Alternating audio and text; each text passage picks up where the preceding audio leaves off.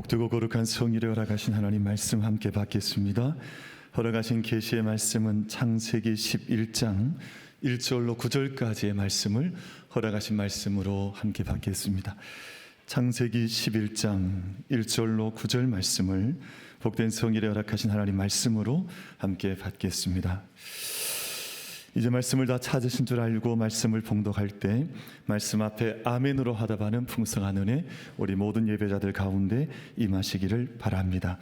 말씀을 봉독하겠습니다. 하나님의 말씀입니다. 온 땅의 언어가 하나요 말이 하나였더라. 이에 그들이 동방으로 옮기다가 신할 평지를 만나 거기 거류하며 서로 말하되 자 벽돌을 만들어 견고히 굽자 하고 이에 벽돌로 돌을 대신하며 욕청으로 진흙을 대신하고 또 말하되 자 성읍과 탑을 건설하여 그 탑 꼭대기를 하늘에 닿게 하여 우리 이름을 내고 온 지면에 흩어짐을 면하자 하였더니 여호와께서 사람들이 건설하는 그 성읍과 탑을 보려고 내려오셨더라. 여호와께서 이르시되 이 무리가 한 족속이요 언어도 하나이므로 이같이 시작하였으니 이후로는 그 하고자 하는 일을 막을 수 없으리로다. 자 우리가 내려가서 거기서 그들의 언어를 혼잡하게 하여 그들이 서로 알아듣지 못하게 하자 하시고 여호와께서 거기서 그들을 온 지면에 흩으셨으므로 그들이 그 도시를 건설하기를 그쳤더라. 그러므로 그 이름을 바벨이라 하니 이는 여호와께서 거기서 온 땅의 언어를 혼잡하게 하셨음이니라. 여호와께서 거기서 그들을 온 지면에 흩으셨더라. 아멘. 우리 찬양 한 장 같이 드리면 좋겠습니다. 오늘 우리 찬양대에서 함께 들으셨던 우리 그 찬양, 우리 338장인데 우리 찬송가 다 가지고 계실 터이니까 이렇게 펼치시거나 아니면 방송실에서 아까 우리 자막 근데 1절, 2절, 4절 찬양하셨었죠. 그러니까 우리도 그럼 그렇게 찬양하십시다. 다시 한번 우리 함께 찬양 마음속에 기로 올리면서 하나님 앞에 내 주를 가까이 하게 함은 우리 338장 우리 1, 2, 4절 같이 한번 찬양하십시다. 같이 한번 찬양 드리겠습니다. 내 주를 가까이 하게 함은 내 주를 가까이 하게 함은 십자가 짐 같은 고생이라 내 일생 소원은 늘 찬송하면서 주께 더 나아가기 원합니다. 내 고생하는 곳 옛 야곱이 돌베개 베고자 갔습니다. 꿈에도 소원이 늘 찬송하면서 주께 더 나아가기 원합니다. 야곱이 잠깨요. 야곱이 잠깨요. 일어나는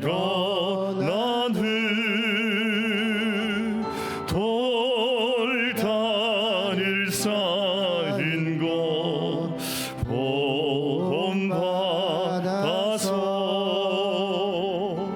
숨질 때 되도록 늘 찬송하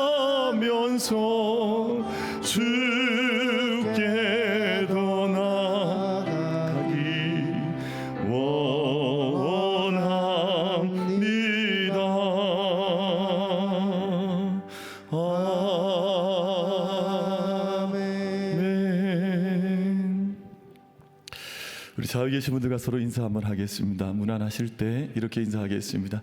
주님께서 집사님과 함께 하십니다. 같이 한번 인사하겠습니다. 주님께서 집사님과 함께 하십니다.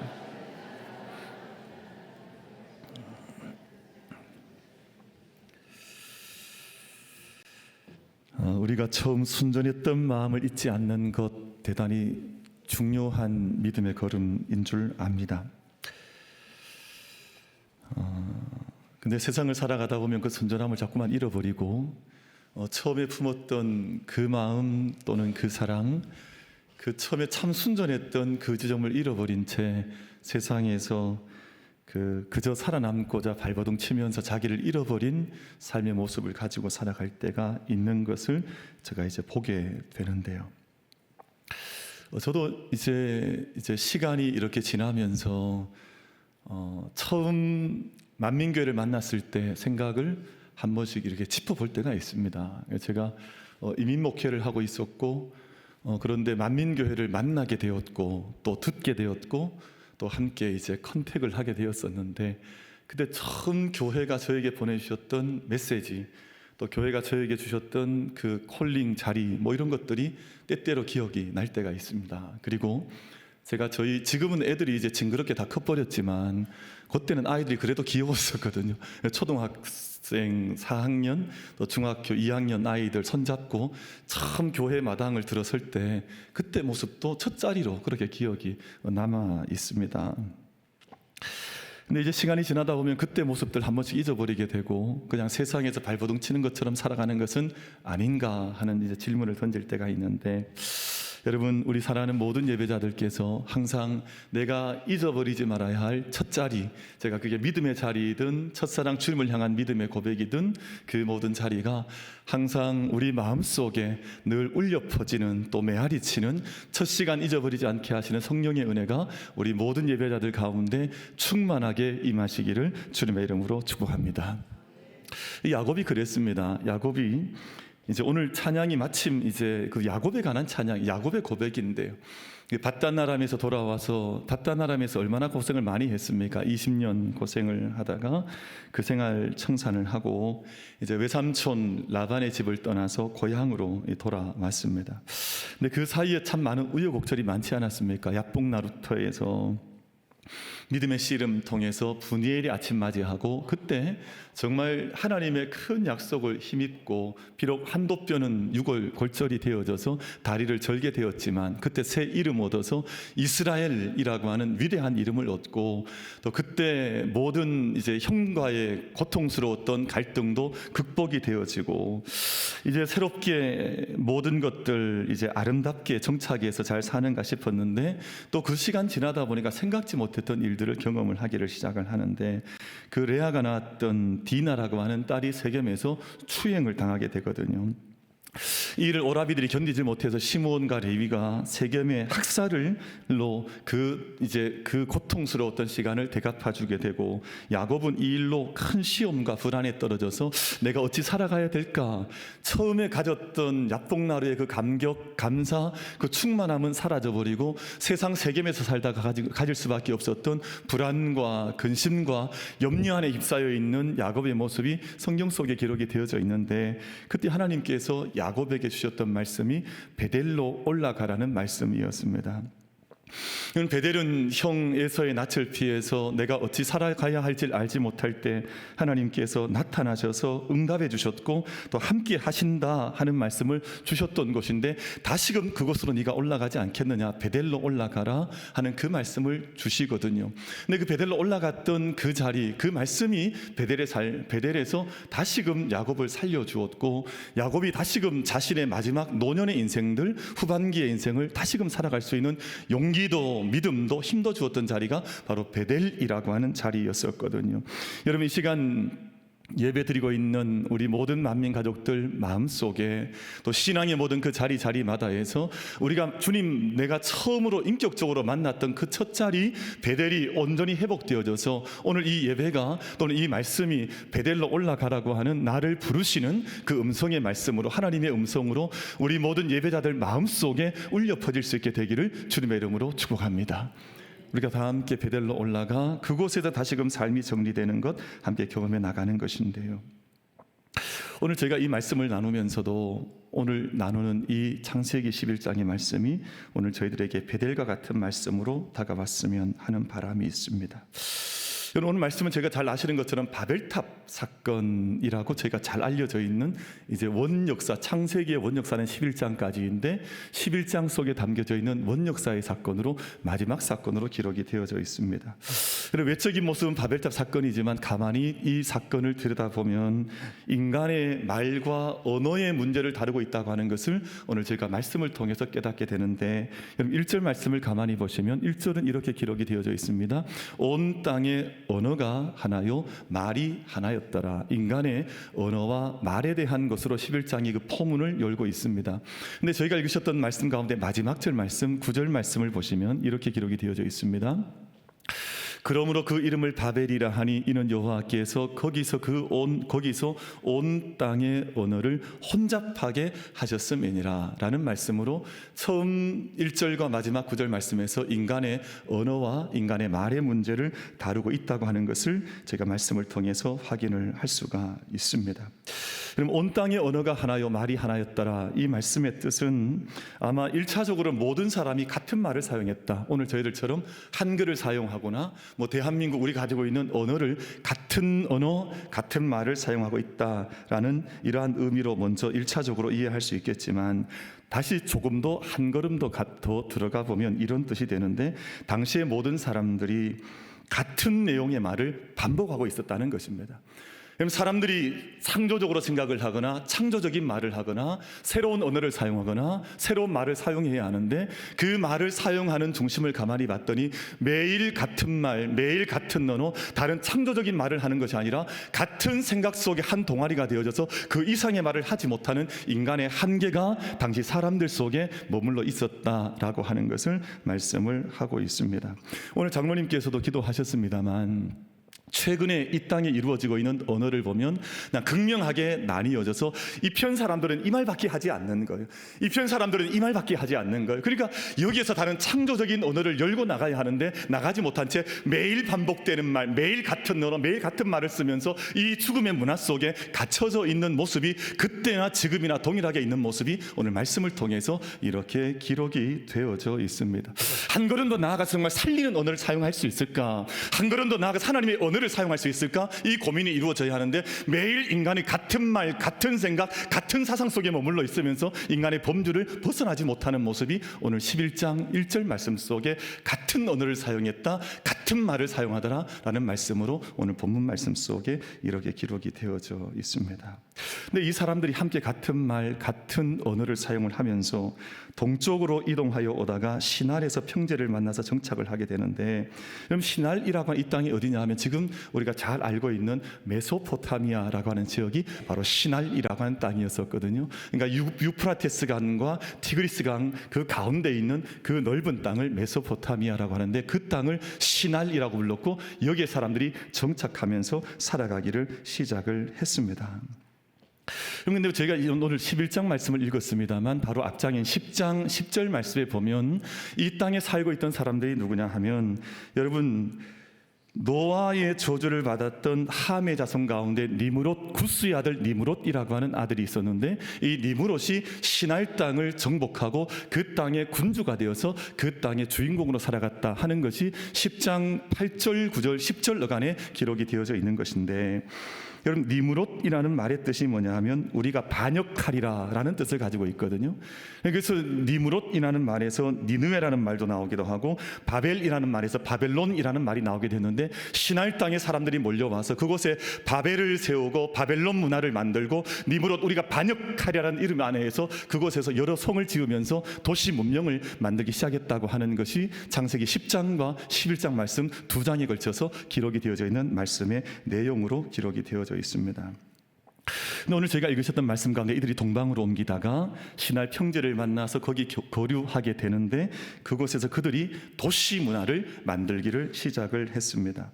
그럼 계속해서 고대 사회에서 이주한다고 하는 것은 더 넓은 땅, 또 맑은 물, 큰 강을 찾아서 이주했던 그들이었는데, 그들이 어느 한 땅에 정착을 하기 시작하면서 도시 문화가 만들어지기를 시작을 했습니다.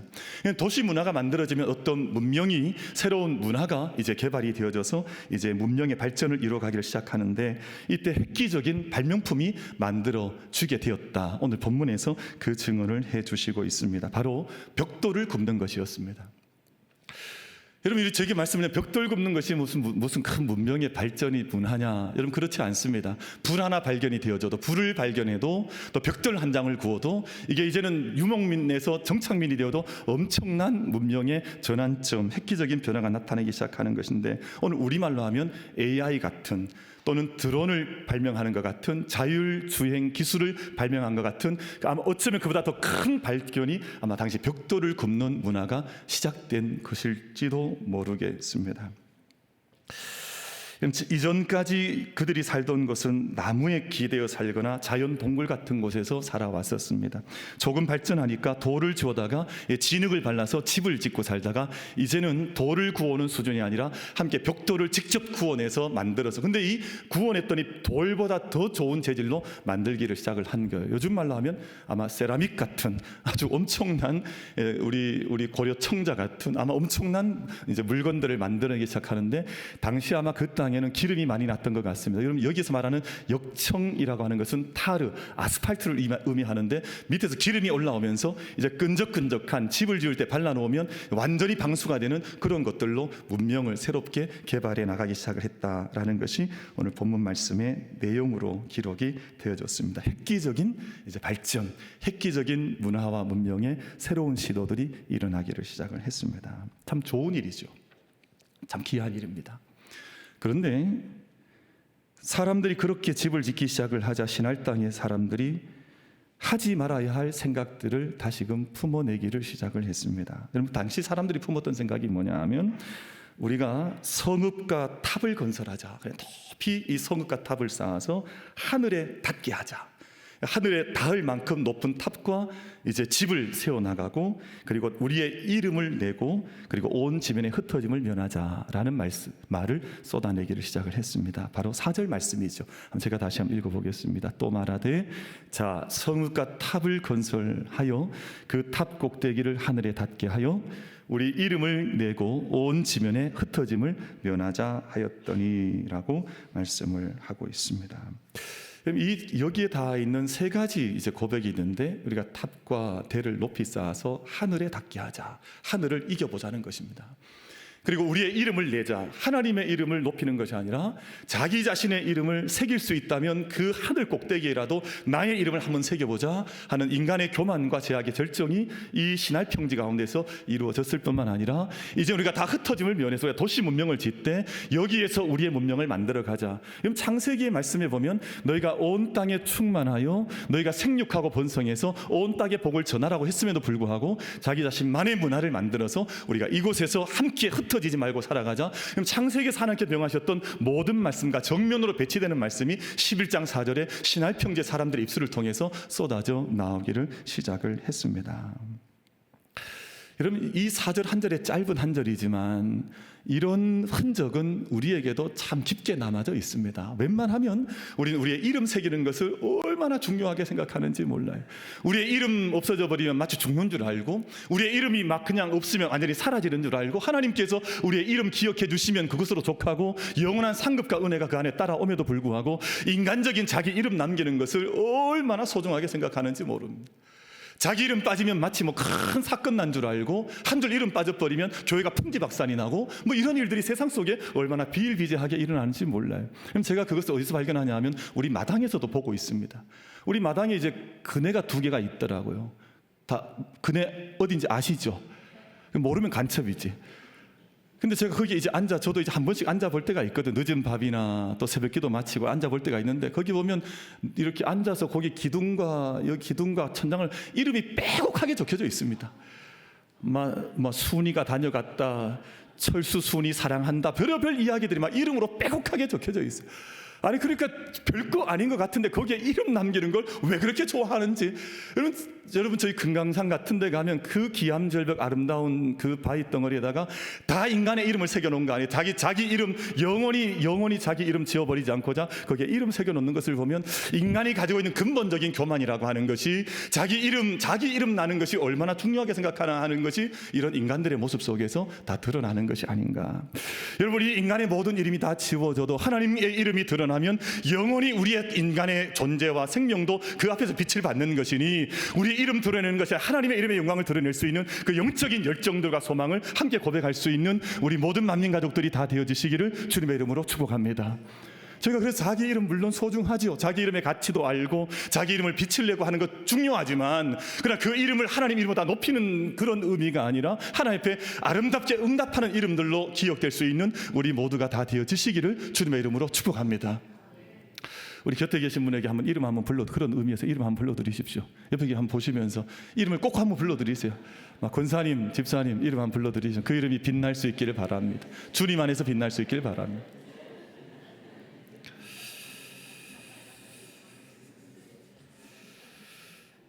여러분 인간이 조금만 자본이 모이면 시도하는 일이 세계에서 가장 높은 건물 짓는 거라 그러거든요. 이게 자본의 힘이고 자본의 이제 욕망이죠. 우리나라에도 가장 높은 빌딩이 여러분 어디에 있습니까? 저기 서울에 가면 잠실벌에 롯데타워가 세워져 있는데 123층 555.7m라 그러는데 롯데 신격호 회장께서 30년 정부와 싸워서 허가받아 지은 건물이 그 건물이거든요. 그러니까 내가 사업하겠다 하는 그때부터 난 우리나라에서 가장 높은 건물 짓겠다 하는 것이 그분의 꿈이었다 그래요. 그럼 세상에 많은 사람들이 모이면 나는 가장 높은 건물 지어서 세상 사람들 다 알아주는 그 이름 내가 내야지 하는 욕망을 가지고 이 땅에 사람들이 살아갑니다. 그럼 세계에서 지금 가장 높은 건물이 어디 있냐면 아이러니하게도 두바이에 있습니다. 두바이는 지금 성경에서 말하고 있는 바로 신할 땅이거든요. 그래서 그쪽 지역에서 세계에서 가장 높은 건물들은 거기서 짓고 있습니다. 그 두바이에 있는 부르즈 할리파라는 건물이 가장 높다 하는데 163층 828m 근 1km에 가까운 건물이 이제 사막 가운데 지어져 있으면서 여기에 오는 자본의 힘을 보라, 여기에 오는 인간의 위대함을 보라, 그걸 선전하는 것이 바로 그런 땅 아닙니까? 그랬더니 옆에 있는 사우디아라비아가 좀 기분이 나빴던 것 같아요. 지금 얼마짜리 건물 짓고 있냐면 1000m짜리 건물을 짓고 있습니다. 그러니까 1km짜리 건물을 지금 짓고 있는데 아마 2028년에 완공이 된다 그래요. 근데 참 신기하죠. 이 바벨의 탑이 세워졌던 그 자리에 지금도 사람들이 문명을 세우면 지금도 그 자리에 가장 높은 건물을 지으려고 하니까 참 역사의 아이러니가, 역사의 참 신기한 일이 바로 이 땅에서 매일같이 반복되며 이루어지는 것 아닌가 하는 생각을 가져보게 되는데, 그럼 오늘 이 말씀을 따라가 보면 이제 하나님께서 그 빌딩을 그 탑을 보기 위해서 하늘로부터 내려오셨다라고 5절에서 말씀합니다. 이렇게 말씀을 하는데 여호와께서 사람들이 건설하는 그 성읍과 탑을 보려고 내려오셨더라라고 말씀을 하고 있습니다. 이 말씀이 갖는 의미가 뭘까요? 하나님께서 인간의 탑이 너무너무 궁금해서 정말 이들이 어떻게 짓고 있는, 어떤 역청을 쓰고 있고 어떤 재료를 써서 얼마나 견고하게 짓는지 내가 궁금해서 내려가 봐야 되겠다. 하나님께서 그렇게 내려오신 것이 아닙니다. 여러분 이 말씀의 뜻을 가만히 보시면 여러분 하나님께서 사람들이 건설하는 그 성읍과 탑을 보려고 내려오셨다. 여러분 하나님께서 위에서 가만히 보셨더니 밑에서 인간들이 짓고 있는 이것을 인간들은 크다 해서 짓고 있지만 하나님 눈앞에 거의 보이지 않으셨던 거예요. 여러분 아무리 인간이 크게 지어도 하나님의 크게 보이지 않으니 하나님께서 가까이 오셔서 그들의 인간이 행하는 일이 무엇인가를 하나님께서 들여다보기를 원하셨던 것입니다. 여러분 이것은 인간이 행하고 있는 모든, 인간이 지어내고 있는 모든 문명이 하나님 앞에서 빛을 잃어버리는, 모든 인간이 자기는 위대하다고 생각했던 것인지 모르지만 그 일이 하나님 앞에서는 별 의미와 가치가, 영적인 일에서 보자면 별 의미와 가치 없는 일을 하면서도 인간이 자랑하고자 하는 그 일을 하나님께서 내려오셔야만 볼 수 있는 그 일을, 보잘것없음을 의미하는 말씀이 5절의 말씀, 여호와께 사람들이 건설하는 그 성읍과 탑을 보려고 내려오셨더라 라는 말씀으로 기록이 되어져 있습니다. 하나님께서 인간의 이 하신 일을 보시면서 심사숙고하신 것 같습니다. 왜냐하면 오늘 말씀 가운데 6절 말씀에 여호와께서 이르시되 이 무리가 한 족속이요 언어도 하나이므로 이같이 시작하였으니 이후로는 그 하고자 하는 일을 막을 수 없으리로다. 하나님의 고심이 시작된 것이 이 말씀 속에 기록이 되어져 이대로 이 인간들을 둬도 될 것인가 하시는 말씀에 7절 말씀에 자 우리가 내려가서 거기서 그들의 언어를 혼잡하게 하자. 그러면 성경에서 거룩한 복수형으로 쓰이는 우리가 내려가서라는 말은 하나님의 고심을 드러내고 있습니다. 하나님께서 깊이 고심하셔서 우리가 이 일을 행함으로 하나님 이 땅에 더 이 어두운 일들이 번져나가지 아니하도록 이들에게 하나님께서 어떤 일을 해야 되지 않겠는가 하는 하나님의 결단이 이 말씀 속에 기록이 되어져 있습니다. 그래서 중대한 결단 후에 인간의 언어를 혼잡하게 하시고 또 그러자 그들의 공사가 중단이 되어지고 온 땅에 그들을 흩어놓으시는 모습이 이제 본문 말씀 속에 기록이 되어져 있습니다. 이 말씀이 가만히 보면 바벨에 살고 있던 인간에 대한 심판과 또 인간에 대한 처벌인 것 같지만 한 번 더 깊이 들어가 보면 더 심각한 제약에 빠지지 않게 하시는 하나님의 예방적 조치, 하나님께 선행적으로 이들의 제약을 막아주시는 모습이 오늘 11장 말씀 속에 기록되어져 있는 하나님 말씀의 뜻으로 제가 새겨볼 수가 있을 것입니다. 그럼 같은 내용의 말만을 반복하면서 죄를 향해 치닫던 도시 문명에 언어의 혼란이 오면서 하나님 대적하는 시도가 중단이 되어졌습니다. 하나님께서 항상 우리의 모든 무게를 달아보시는데 하나님의 저울로 모든 문명의 무게를 달아보시면 오늘 우리의 문명과 우리의 모든 언어의 무게는 어떤 무게로 하나님 앞에 나타날 것 여러분 생각을 하십니까? 그럼 바벨론의 마지막 왕은 제가 지난주인가 지지난주인가 한번 소개했던 적이 있던 것 같은데 벨사살이라는 왕이 바벨론의 마지막 왕으로 등장을 합니다. 다니엘 시대였었죠. 근데 하나님께서 그 왕조를 향해서 또한 벨사살을 향해서 메네 데겔 우바르신이라는 말씀을 손을 통해서 나타나셔서 쓰시고 나서 그 벨사살은 그날 밤에 죽음을 맞이하고 바벨론 왕국을 멸망을 하게 되는데요. 우리가 하나님 앞에서 드러나는 모든 삶의 무게들, 우리의 언어의 무게들과 문명과 문화는 하나님 앞에 반드시 하나님의 저울에 달려서 그 무게가 드러날 수밖에 없습니다. 그럼 사랑하는 모든 예배자 여러분, 이 땅에 저희는 짧은 인생을 살아가고 있고 그 짧은 인생이지만 영혼을 담아내고 우리가 주님을 섬기면서 하나님 앞에서 믿음의 걸음을 걸어가는데 이 세상에 다른 언어를 말하지 못한 채 세상의 언어에 묶여있는 바벨의 문화와 바벨론의 문화 속에 묶여 들어가는 인생들이 아니라 그 모든 인생 가운데서 벗어나와 참된 생명의 문화들과 언어를 함께 열어갈 수 있는, 언어를 구원해낼 수 있는 은총과 능력이 우리 모든 만민 가족들 가운데 임할 수 있게 되기를 주님의 이름으로 축복합니다. 여러분 요한계시록 18장 4절 말씀 같이 한번 말씀을 합독해서 말씀을 같이 읽어보겠습니다. 같이 읽어보겠습니다. 시작. 또 내가 들으니 하늘로부터 다른 음성이 나서 이르되 내 백성아 거기서 나와 그의 죄에 참여하지 말고 그가 받을 재앙들을 받지 말라. 왜 그곳에 머물러 있으면서 그 안에서 벗어나지 못하느냐? 너는 그곳에서 나오라 말씀을 하고 있거든요. 여러분 사람들을 만나면 요즘 같은 말 같은 언어에서 벗어나지를 못합니다. 같은 정치적인 코드가 맞는 대로 거기서 벗어나질 못해서 매일같이 죽음의 언어와 죽음의 문화 속에서 벗어나지 못하는 죽음 속에 살아가고 있는 것은 아닌가 하는 생각을 두려운 마음을 가지게 하는 지점들이 이 땅 가운데 얼마나 깊게 편배하게 남아있는지 모릅니다. 여러분 우리가 그 가운데서 나와서 생명의 언어를 이야기하고 하늘의 이야기를 언어를 이야기를 하고 하나님 참된 은총과 평화의 이야기를 나눌 수 있는 생명의 언어를 구원해낼 수 있는 우리 모든 만민 가족들이 다 되어지시기를 주님의 이름으로 축복합니다. 여러분 스바냐 3장 우리 9절 말씀 한 번 더 말씀을 합독해서 같이 읽겠습니다. 시작. 그때 내가 여러 백성의 입술을 깨끗하게 하여 그들이 다 여호와의 이름을 부르며 한 가지로 나를 섬기게 하리니. 아멘. 내가 그들의 입술을 깨끗하게 해서 하나님의 이름을 부르는 거룩한 입술로 내가 저를 새롭게 해서 새로운 문화를 저들 가운데 이루리라 라는 말씀이 기록이 되어져 있습니다. 그럼 성령 강림 사건을 기념하는 날이 바로 오늘 주일인데 성령 강림 주일이라 일컫는데 이 두 가지가 이루어졌던 사건이 성령 강림의 사건이었습니다. 세상 가운데 살아가던 모든 이들을 불러내셔서 저들로 하나로 묶어두시고 그들의 언어를 통해서 서로 다른 말을 사용한다 할지라도 함께 소통할 수 있는, 함께 연결되어지는 놀라운 생명의 역사들이 성령의 강림을 통해서 이 땅 가운데 이루어졌던 것, 바벨탑의 사건과 정반대의 사건이 이루어졌던 것이 성령 강림의 사건이었었거든요.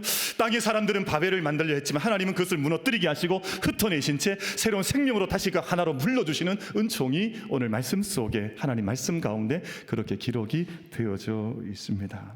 사랑하는 성도 여러분, 많은 사람들이 성령 받자 하면 어떤 기적 한번 체험하자라고 생각하는 것 같아요.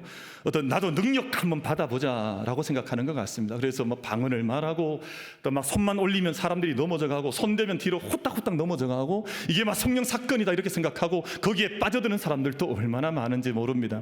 근데 성령이 강림했을 때 첫 번째 사건이 뭐냐면 세상의 모든 제국에 신음하고 고통받던 사람들이 함께 주의 전으로 몰려 올라와서 함께 그들이 서로 다른 말을 사용하고 있어도 함께 마음이 연결되어지고 서로 뜻이 통하고 함께 하나 되는 역사가 성령의 사건이었거든요. 여러분, 우리 만민 가족들은 성령을 사모할 때, 하나님의 임재하심을 사모할 때 인간적인 욕망에 의한 세상의 어떤 권력이나 능력을 사모하는 자들이 아니라 하나님께서 우리의 마음을 하나 되게 하시고 참된 생명이 되게 하시고 하나님의 은혜 가운데 하나로 묶어주시는 그 사건을 소망하면서 참된 언어를 함께 구원해내고 참된 생명의 일들을 만들어 나가는 성령의 사람들로, 하나님의 사람들로 크게 쓰임받을 수 있는 우리 모든 만민의 예배자들 다 되어 주시기를 주님의 이름으로 축복합니다.